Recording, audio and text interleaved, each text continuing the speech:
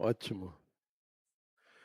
A Rayane não falou ainda, mas pai e mamãe, depois do carnaval, nós temos um trabalho fantástico com as nossas crianças. Então, você que tem filho, vamos ter tarefas de casa, vamos ter um ambiente todo preparado para as nossas crianças, na escola dominical. Então, depois do carnaval, papai, você não pode perder, mamãe também, esse investimento que vamos estar fazendo de forma muito dinâmica na vida da nossa igreja.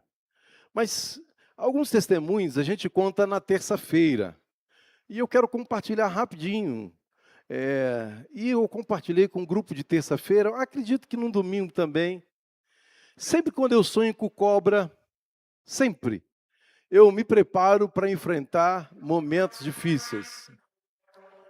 Isso já tem sido uma tona na vida da nossa família, né?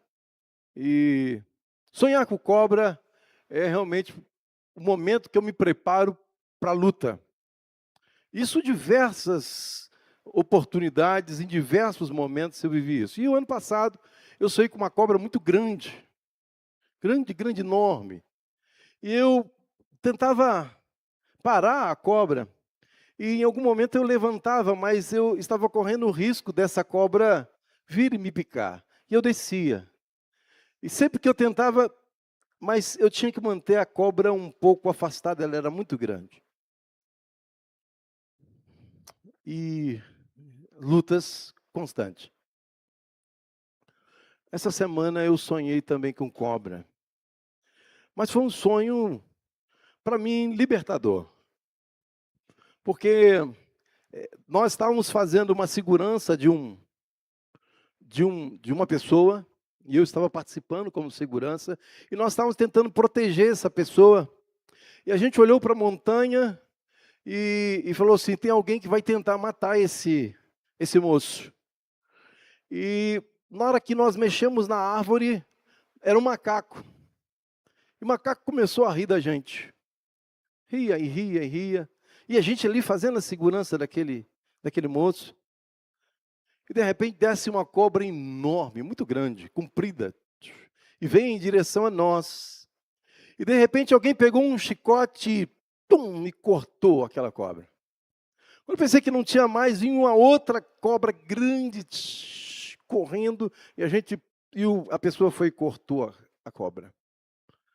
E veio uma terceira cobra. Eu até brinquei que ela era vermelha e preta, né? Cor do Flamengo. E ela veio descendo essa cobra. E ele de novo deu um chicote nessa cobra. Só que ela continuou entrando, querendo entrar dentro da minha casa. E a pessoa então, que havia cortado a cobra, ele puxou com a enxada e tirou toda aquela possibilidade da cobra entrar dentro da minha casa. Eu disse, Kátia, Deus está fazendo algo especial nesta igreja. Deus está fazendo algo especial nesta igreja. E eu digo para vocês, a paz que reina está chegando neste lugar. E dou graças a Deus por isso. Hoje eu quero falar sobre algo que é sempre recorrente na fé cristã. O amor que nos impulsiona. Abra 1 João capítulo 4, verso 19. 1 João 4, verso 19. Se puder colocar na transmissão.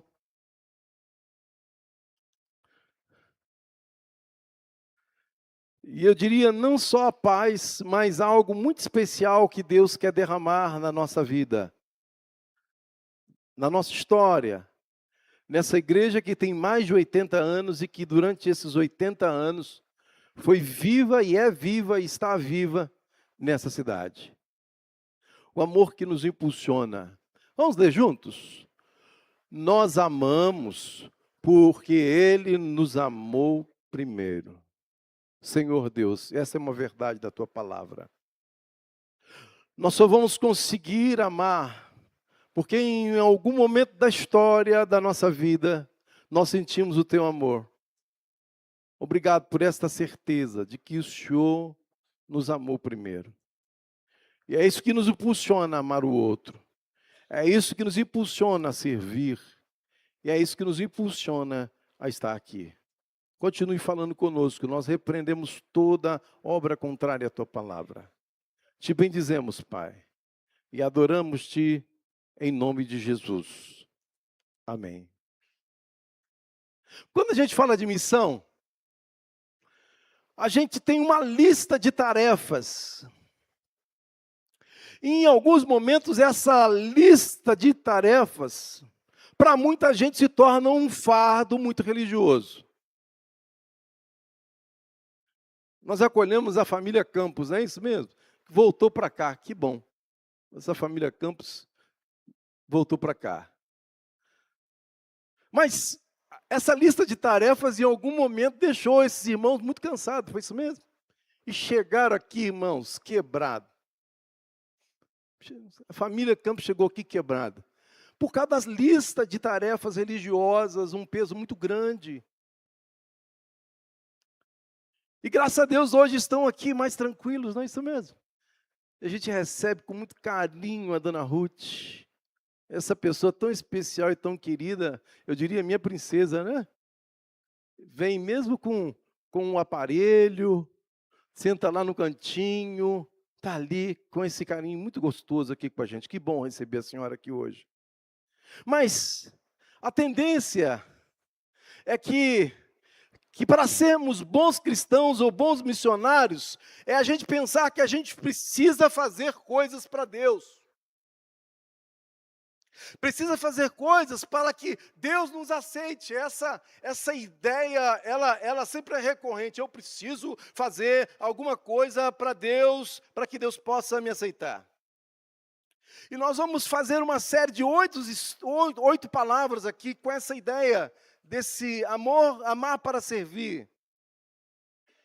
Porque aquilo que nós realizamos para Deus, a jornada que nós fazemos enquanto cristão, não deve ser o esforço para a gente alcançar a Deus, mas deve ser um transbordar por termos sido alcançados por Ele. É a inversão dessa lógica.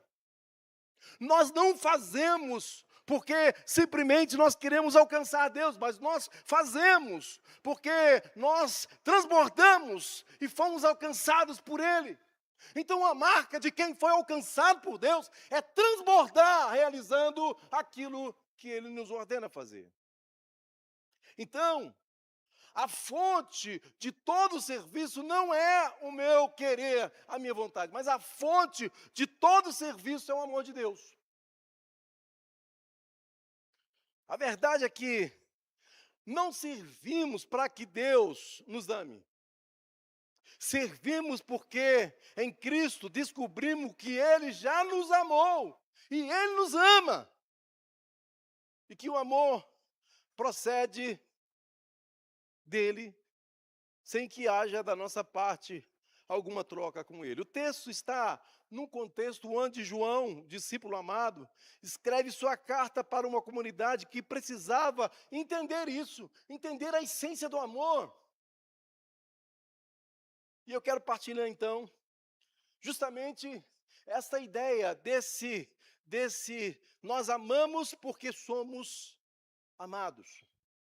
E a primeira coisa que a gente precisa entender, irmãos, é a nossa identidade de filho. Em Efésios capítulo 2 diz assim: somos feitura dele, criados em Cristo Jesus para as boas obras. Antes então de sermos obreiros, de realizarmos alguma coisa, algo tem que estar convicto no nosso coração: eu sou filho de Deus. Amém, irmãos? Nossa identidade não está no cargo que nós exercemos, mas no lugar em que estamos servindo, na mesa do Pai. Mais do que isso, irmãos, nós precisamos aprender a ser filhos que possam descansar no amor do Pai. Então a nossa missão não começa lá nas ruas, porque a gente pensa que a nossa missão começa na rua. Não, a nossa missão, sabe onde ela começa? Ela começa no colo de Deus. Então, se você quer ser um grande missionário, descanse no colo de Deus. Jogue seus problemas para Deus. Entregue seus problemas para Deus. Se você serve para ser amado, sabe o que vai acontecer? Você vai esgotar. Mas se você serve porque é amado, meu irmão, algo vai acontecer. Se você serve para ser amado e dizer assim, não, eu vou servir a Deus porque eu servindo a Deus eu vou ter amor. Eu servindo a Deus eu vou poder, não vai poder nada. Se você serve para ser amado, vai chegar um momento, sabe o que vai acontecer? Você vai esgotar, porque não tem limite. Mas se você serve porque você é amado, sabe o que vai acontecer? Vai ter um renovo na sua vida. O discípulo cristão não é um conjunto de regras, mas é uma resposta a um amor que nos encontrou no escuro. Então, quando a gente serve ao Senhor e quando a gente resolve ser um discípulo, não é porque nós vamos obedecer uma opção de regras, não é porque simplesmente nós vamos cumprir algumas tarefas, mas é porque nós vamos responder o amor de Deus que no momento que a gente não era, Ele nos encontrou, no momento em que não víamos clareza, Ele trouxe clareza. E essa iniciativa de nos amar primeiro, ela é fantástica, porque Romanos capítulo 5, verso 8 diz assim, mas Deus prova o seu próprio amor para conosco, pelo fato de ter Cristo morrido por nós, sendo nós ainda pecadores. O amor autêntico, sabe o que ele faz? Ele toma iniciativa. O ser humano ele fica procurando, sabe o quê? Sempre reciprocidade. Veja como nós somos. A gente quer amar quem nos ama. Quando termina o culto aqui, sabe o que a gente faz? A gente vai para o anexo e ali a gente procura as pessoas das quais a gente se identifica mais. Não é natural isso? É natural que a gente ame os nossos. Mas o amor do reino é diferente. E é esse amor que a gente precisa pedir a Deus todo dia, porque o amor do reino é um amor proativo, porque assim como o Pai envia seu Filho, quando ainda éramos pecadores, não esperava, ainda que nós pudéssemos estar com o nosso coração cheio de pecado. Deus envia seu Filho, com sua graça, com seu amor, e nos impacta. Então nós amamos porque Deus nos amou quando éramos inamáveis.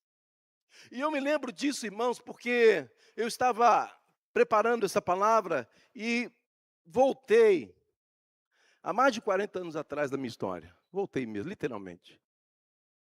Porque eu já contei aqui, mas eu sei que tem pessoas que não ouviram, então eu vou contar de novo. Quando eu tinha 17 anos, eu levei uma facada nessa perna aqui. Eu levei uma facada aqui. Foi um colega que roubou minha carteira. Eu fui tirar a satisfação com ele. Eu era lutador de karatê, viu, irmãos? 4 anos e meio treinando karatê. É lógico que você não tinha essa barriga, né, pastor? Claro que não, lutador de karatê com essa barriga aqui é complicado, né? Mas foram 4 anos, 7 meses. Cheguei na transição da marrom para roxa, ou melhor, da roxa para marrom, né? Estava ali nessa transição ali, 4 anos e pouco treinando karatê. Enfim, aí quando ele roubou a minha carteira, eu fui tirar satisfação com ele. Estava dentro do ônibus, ele soltou do ônibus, e eu pensei assim, agora é a minha vez de colocar tudo em prática que eu tenho aprendido na academia, né? E desci do ônibus. Quando eu desci para colocar em prática os meus golpes, ele estava com a faca. E ele só fez assim, ó, pum, e eu, né? Pegou aqui, e sangra. Foi um tempo ruim, foi um tempo ruim. Meu pai pegou o seu 38, né? Meu pai, agora eu acerto esse moço. Fui atrás dele, não conseguiu. Depois, eu estava ali no processo de recuperação, peguei minha espingarda de chumbinho. Foi muito interessante. Alguém falou assim: "Ô, fulano de tal está na outra rua". Eu peguei esse espingarda de chumbinho e fui atrás dele mancando. Falei: "Ainda bem que eu não achei", né. E meu pai viu toda a situação que eu estava vivendo, e o que que ele fez? Ele me mandou para o Rio de Janeiro. E eu fiquei lá um tempo, uma temporada, descansando a cabeça, depois que eu entendi o que meu pai fez comigo, né, mandou para o Rio, fiquei lá um tempão, e lá Deus começou a me trazer de volta para a sua palavra. Foi bonito, porque eu comecei a ouvir a palavra de Deus de uma forma, quando cheguei em Cachoeiro, Deus continuou trabalhando, e esse amor foi impactando meu coração. Sabe, tinha dia de noite que eu chorava, não era de dor, embora estivesse sentindo muita dor. Eu chorava de raiva. Raiva porque eu queria de qualquer jeito me vingar daquele moço. Raiva mesmo, sabe? Não sei se alguém aqui já viveu isso. Você foi ofendido por alguém e, e você parece que a raiva é maior do que a dor. Que raiva! E Deus foi tratando do meu coração, fui me encontrando com Deus, voltando para a igreja, e foi algo muito especial. E um dia alguém me convidou para estar numa igreja. E eu fui para essa igreja, sentei de um lado, e quem que eu olho do outro lado? Ele. Gente, o negão não fica branco, né? Mas eu acho que aquela hora eu fiquei. Porque eu olhei para o lado assim, e falei assim: o que eu faço? Porque veio uma porção de coisa na cabeça, não é? Vamos falar a verdade, veio uma porção de coisa na cabeça. Eu comecei e falei assim: Deus, me dá um sinal do que eu preciso fazer, porque eu estou perdido aqui agora. Esse sentimento de mistura, né? Sentimento. E o pastor, na hora que eu acabei de falar, o pastor falou assim: você que está desse lado aqui, sai daqui e vai cumprimentar o outro e vai dizer para ele assim: eu te amo no amor do meu Senhor. Aí eu falei: para que eu orei, né? Eu não sei aqui o pessoal que é mais velho, tinha um folheto chamado Dom Supremo, né? Tinha uma flor vermelha, vocês lembram? Aqui quem gostar de evangelizar sabe disso. E eu peguei o folheto assim, fui lá atrás dele e fui lá e cumprimentei ele e voltei para o meu lugar. Terminou o culto, ele me chamou e começou a me pedir perdão. E começou a chorar. Ô, gente, foi uma experiência boa, sabe por quê? Porque foi Deus que fez. E a partir dali, então, sabe aquela raiva que você estava no coração? Sumiu. E sabe o que eu entendi? Que aquele momento ali, Deus não foi só o encontro dele, mas Deus foi ao meu encontro, porque eu precisava desse amor, e eu precisava sentir esse amor, e eu precisava tomar uma decisão de amor. E quando eu penso nesse testemunho meu e nessa experiência, quando então, estava preparando aqui o sermão, eu recebi uma mensagem também de uma teóloga, e resumindo, ela disse assim: devemos amar a todos e devemos ser os primeiros a amar. E aí eu fiquei pensando assim: puxa vida, e eu escrevi, a pessoa que mandou esse texto mais completo, eu só estou resumindo aqui o finalzinho dele, e eu escrevi assim: me ajuda, Senhor, a viver essa verdade, porque é muito difícil a gente amar a todos, e tomar a iniciativa de amar as pessoas. É difícil demais. Que evangelho complexo, que exige que você ame o inimigo. Que lógica invertida, que faz com que você tenha que tomar a iniciativa de amar. E eu escrevi assim: Senhor, me ajude, porque isso para mim nem sempre é fácil, não sei para você. Mas aqui está um exemplo, que nós tomamos a iniciativa, porque a fonte Deus tomou a iniciativa conosco. E aí eu entendi, irmãos, por que que eu consegui, de fato, então, me relacionar novamente com aquele moço que me deu a facada, porque eu entendi que quem estava comigo nessa iniciativa era o próprio Deus. E deixa eu falar para você que, porventura, tem alguém que você não consegue nem ouvir o nome, tem alguém que, porventura, te ofendeu profundamente. Deixa Deus, junto com você, tomar a iniciativa de perdoar.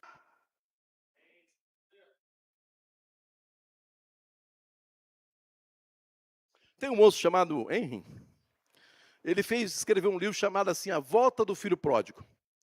Ele disse assim, olha, presta atenção, a maior armadilha de nossa vida não é o sucesso, a popularidade ou poder, mas a rejeição de si mesmo baseado na ideia de que não somos amados.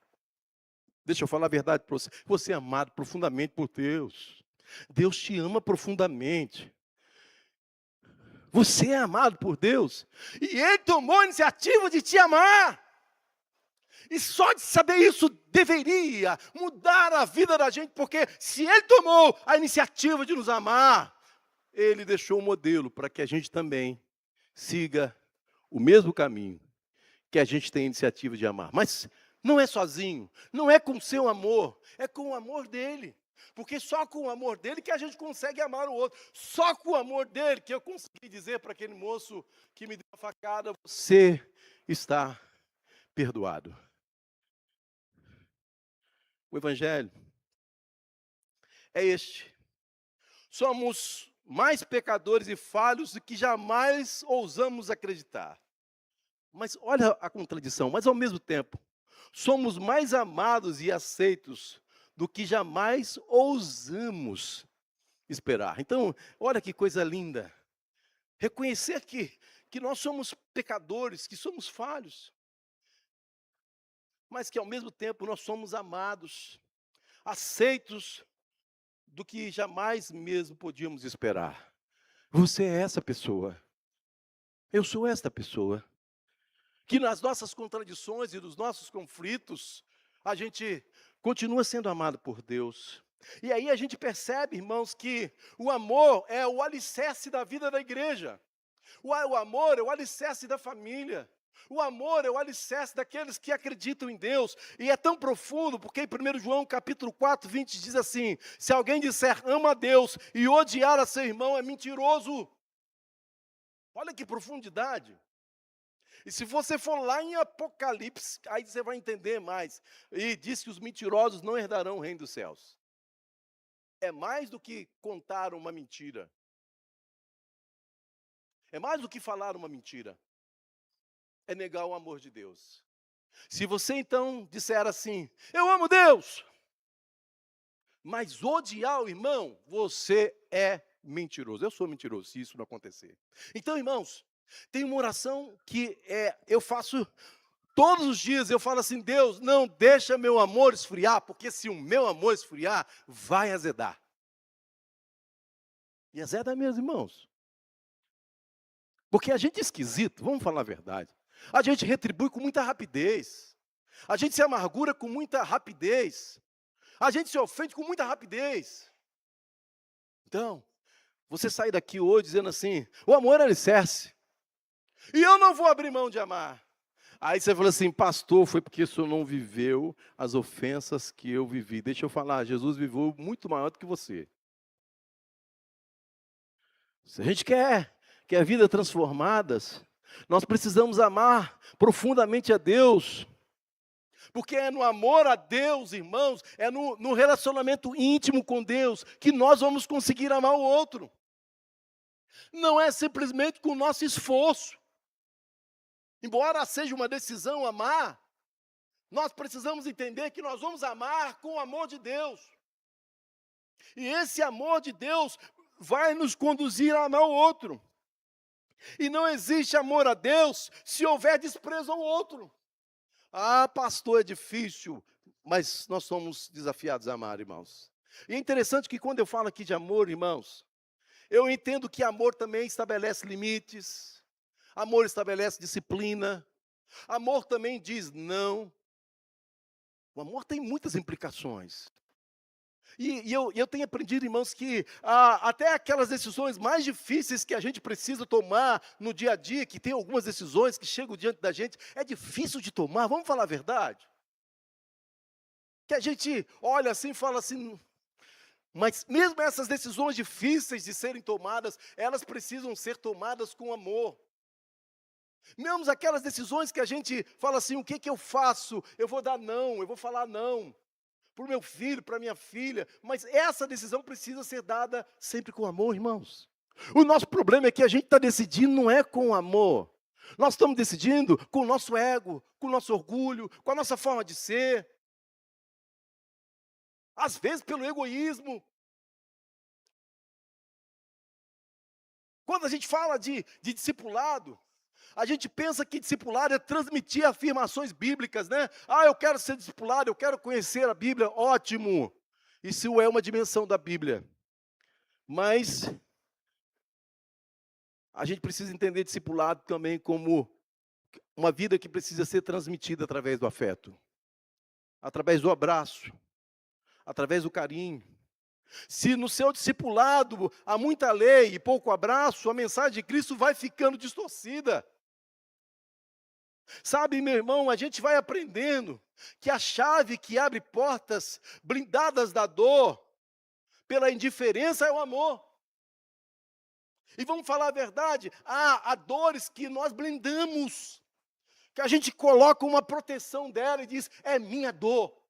E deixa eu falar para você uma verdade aqui, meu querido irmão e minha querida irmã. Deixe de ser corrigido. Deixe que a sua dor, ou aquilo que você colocou e blindou pela dor, não se transforme em indiferença, porque, vamos falar a verdade, o avesso do amor não é o ódio, é a indiferença, que nós tratamos o outro e as pessoas. A gente vive um perigo da religião por fora. A religião por fora tranca o coração por dentro. A religião por fora não tem espaço para o trabalhar do Espírito Santo de Deus na vida da gente. Jesus viveu isso com os seus discípulos, com os religiosos da época, e ele deu uma palavra dura, ele disse assim, limpa primeiro o interior do copo e do prato, para que também o exterior fique limpo. Jesus disse assim, primeiro começa aqui dentro, a transformação, a mudança, limpa lá dentro, para que seja possível ver o que está limpo por fora. Há muita gente que abre a Bíblia, mas tranca o coração. Eu creio que Deus te trouxe aqui, sabe para quê? Para não só ter conhecimento da Bíblia, mas para você abrir o seu coração. Deus não está interessado na sua aparência religiosa, mas na sua realidade espiritual. Esse é o desejo de Deus. E tem muita gente vivendo simplesmente de aparência religiosa. Deus não está preocupado com isso. Ele está interessado, sim. Como é que está a sua realidade espiritual diante dele? Deus é amor, e sabe o que Ele faz? Ele vai julgar as profundezas do coração da gente. Lá no seu íntimo, não adianta eu esconder, não adianta você esconder, não adianta a gente esconder, porque Deus julga no profundo. Ele sabe as marcas que ficaram por causa das dores. E quando eu estava me lembrando, então mais de 40 anos atrás, eu falei, o Senhor é muito bom.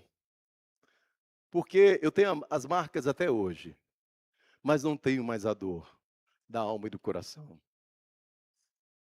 Sabe quando você sabe que liberou perdão e liberou amor? Quando se fala sem dor.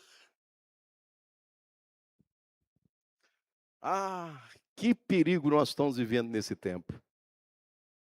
Trancar o coração por dentro. A religiosidade externa é aquela postagem bonita, é a presença às vezes no culto, mas nada substitui a sinceridade diante de Deus. Da gente chegar aqui hoje e dizer assim, Deus, o Senhor sabe que se eu tivesse com a Maria agora, eu pegaria no pescoço da Maria. Ah, Deus, o senhor sabe daquele cara que me deu calote? Ah, Jesus, não deixe ele perto de mim não, porque, ia ficar estreito. Deixa eu falar para você, peça amor no seu coração. Eu não estou querendo dizer com isso que você tem que ignorar, de cobrar, ou fazer, ou tomar todas as suas ações legais. Nem isso que eu estou dizendo. Eu estou dizendo que o seu coração precisa estar livre. O seu coração precisa estar livre. Porque quando nós temos o coração livre para amar, é aonde Deus realiza milagres e mostra caminhos que, se nós estivermos com o coração fechado, a gente não vai conseguir ver. Tem coisas que estão tão perto da gente que a gente não consegue ver.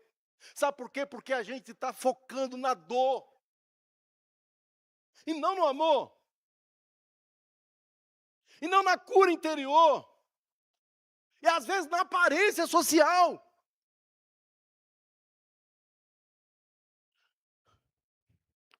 Eu escrevi aqui no meu sermão assim, o que eu vou ler, impactou meu coração. Eu escrevi assim: o serviço que agrada a Deus não é o que segue apenas o estatuto ou o manual, mas o que nasce de um coração sincero, que devolve a Deus o amor que dele recebeu. Isso impactou meu coração. Devolver a Deus o amor que dele eu recebi. Eu falei, Senhor, é impossível. Não tem como eu devolver para o Senhor o amor que o Senhor deu para mim, mas pelo menos me deixa devolver um pouco desse amor, te amando. João capítulo 13, verso 35 diz assim: olha, nisto todos conhecerão que sois meus discípulos, se vos amardes uns aos outros. Sabe qual a marca de nós sermos conhecidos pelo mundo? Não é a beleza do templo, não são os diplomas da nossa parede, nada disso. Não é o que o Evangelho está falando aqui. Nós vamos ser conhecidos se nós tivermos amor um com os outros, embora tudo isso possa ser importante, humanamente falando. Ter uma boa formação, ter recursos, tudo isso é importante, não vamos diminuir em nada.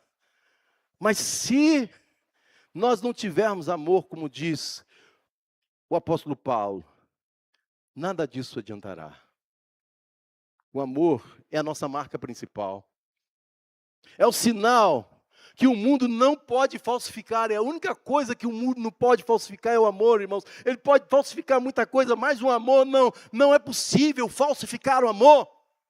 Porque o amor vem de Deus, e a essência é Deus, e Deus é amor.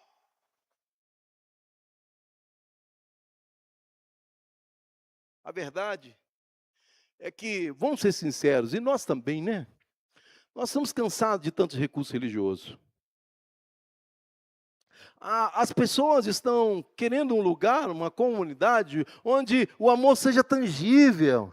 E sabe como? O serviço, então, é a visibilidade do amor invisível de Deus. Então, na medida em que eu sirvo, eu estou fazendo com que o serviço seja visível desse amor invisível de Deus. Então, é servir o outro. É difícil, irmãos, porque não depende, a igreja evangélica no Brasil não depende de marketing mirabolantes. Aqui em Valadares, irmãos, é um lugar, talvez do Brasil, do maior número de evangélicos, percentualmente falando, está aqui nessa cidade. A cidade não precisa de marqueteiro da fé.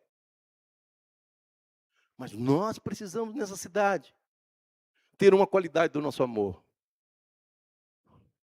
Nós precisamos nos nossos relacionamentos, partilhar amor. O amor que nos alcançou é o mesmo, então, que deve atrair os que ainda não conhecem Cristo. As pessoas têm que ser atraídas para as igrejas, ou especificamente para esse lugar. Não é pela estratégia do lugar, mas é porque ele vai chegar nesse lugar aqui e vai dizer assim: puxa vida.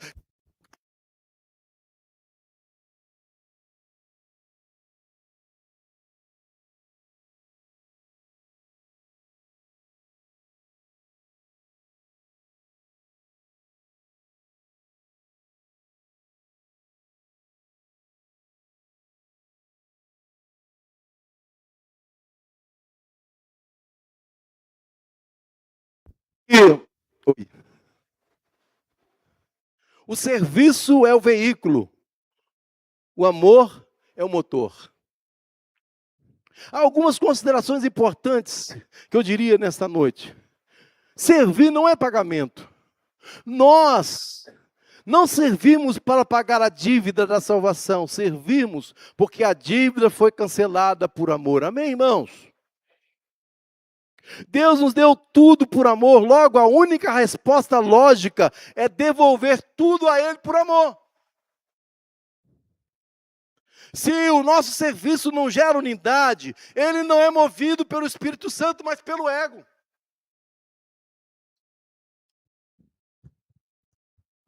Obrigado, Paulo.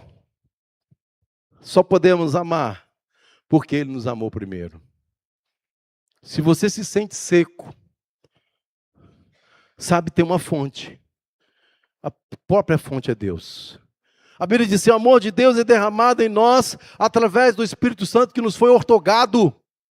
Então o desejo de Deus é que a gente saia aqui se amando. Quando o irmão que senta todos os dias no mesmo lugar não estiver, eu vou me lembrar de orar por ele, de mandar um WhatsApp por ele e dizer assim: você está fazendo falta. Você já reparou que a gente tem alguns lugares aqui na igreja, né? A gente vai chegando devagarzinho, a gente começa a sentar sempre no mesmo lugar. Não? Estou vendo aqui o parente do Ieda, é sempre por aqui, né? Quando eu olho aqui, eu já sinto falta de todo mundo. Eu já sei onde cada um aqui senta. Se você muda de lugar, igual o nosso baterista, Rafael, eu sei que aqui não é comumente o lugar dele sentar. Não é aqui, né, Rafael? Hoje você está... Você do lado de cá, tudo bem. Mas sabe o que é igreja? A igreja é isso, irmãos. Tá, a nossa irmã, os nossos irmãos idosos são 10. Eu vi alguém falar assim: eu quero uma igreja que quando eu me tornar idoso, ela vai cuidar de mim. Aí eu disse para ela: então essa igreja, é este lugar. Porque aqui os idosos são cuidados, irmãos, com amor e com carinho. Sabe? Nós temos um grande desafio. Sermos esta igreja que ama. Eu escrevi na minha conclusão que o segredo de quem tem um coração missionário não está na força da vontade, mas na capacidade de se deixar ser amado por Deus. Então, o coração missionário é aquela pessoa que diz assim: Deus, eu quero sentir o seu amor. Eu não quero brindar meu coração. Sabe, não sirva para ser visto, sirva porque você foi alcançado. Por vezes, em que servimos por obrigação ou para receber elogios, nós precisamos em algum momento chegar no altar do Senhor e dizer: Senhor, restaura a identidade, a minha identidade como filho do Senhor.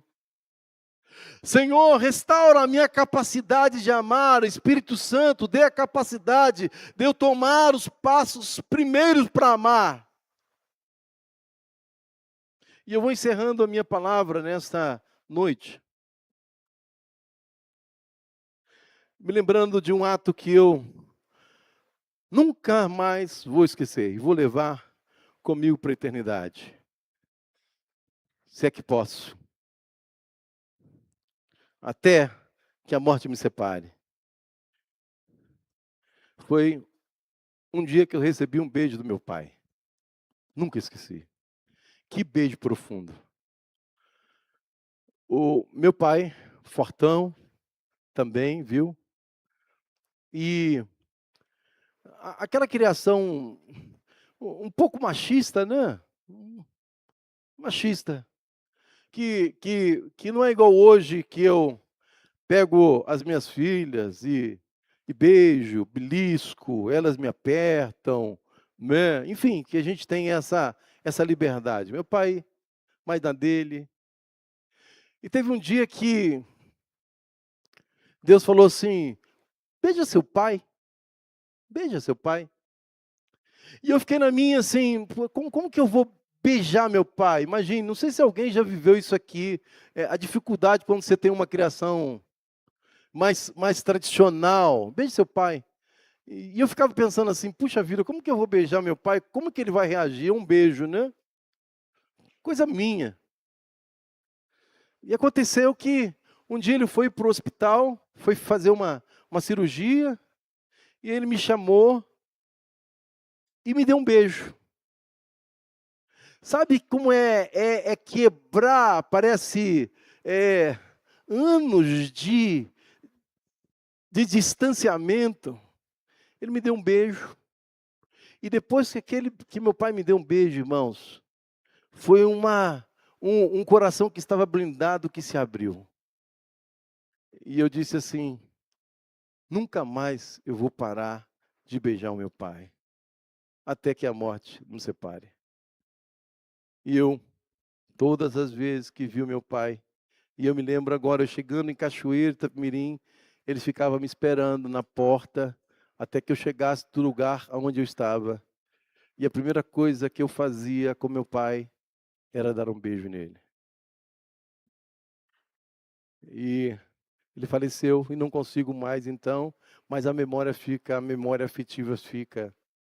Sabe por quê, irmãos? Quando a gente ama e a gente é impactado com o amor do Pai, a gente se transforma. Essa noite, Deus te trouxe aqui, sabe para quê? Para te ligar numa intimidade profunda com Deus. Talvez seu coração esteja blindado por alguma situação que você, de repente, tem até razão. Mas que Deus está te trazendo nessa noite, nesse lugar, para dizer para você, a sua razão não vai te conduzir a lugar nenhum, a não ser ao seu próprio ego e à sua própria vontade. Se abra para a razão de Deus, se abra para o amor de Deus, para a graça de Deus. Eu quero... Se fosse desejo, eu posso contemplar. Aleluia.